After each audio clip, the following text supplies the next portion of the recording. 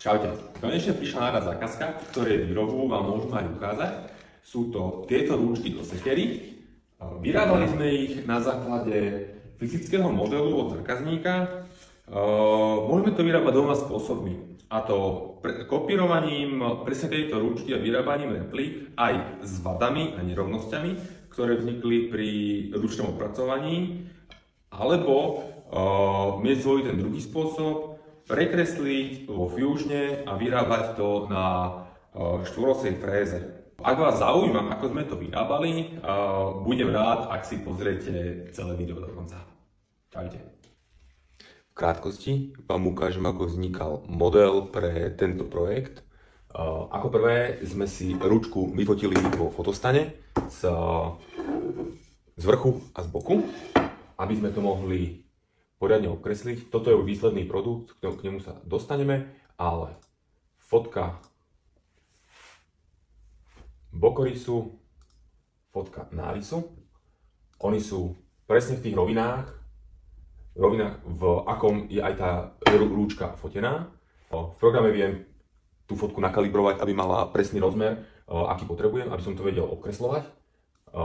Takisto som tam pridal ešte ďalšiu fotku z čela, lebo to čelo sekery je veľmi podstatné, aby malo presný rozmer, aby tam pasovala tá kovaná násada. Založenie týchto fotiek do presných rovín som obkreslil fotku v jednej rovine, presne podľa mierky, a vyznačil som si osové body, ktoré som si vedel posuvným meradlom skontrolovať, či mi sedia. Takisto toto isté som zopakoval aj v druhej rovine.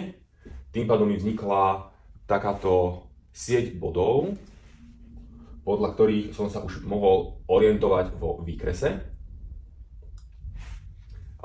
Nemám ešte to čelo. Toto čelo bol vlastne hneď ďalší výkres, aby som vedel, ako mám ísť.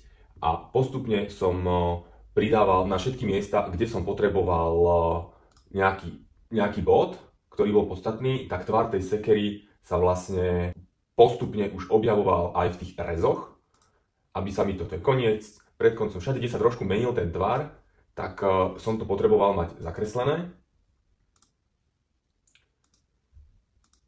Tých rezov bolo neúrekom, aby ten tvar bol čo najpresnejší.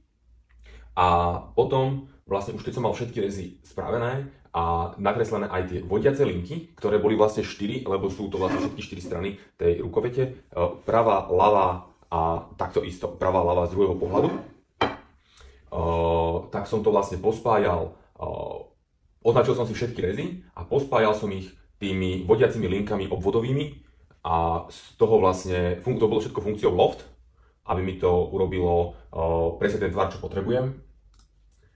A z toho mi vznikla táto rúčka, ktorá je tam, ona vlastne je presne obkreslená z jednej strany, presne to je z druhej strany, tu mám pomocný čap, aby som to vedel uchytiť pri výrobe, to budete vidieť v pokračovaní. A to je všetko z nákresu.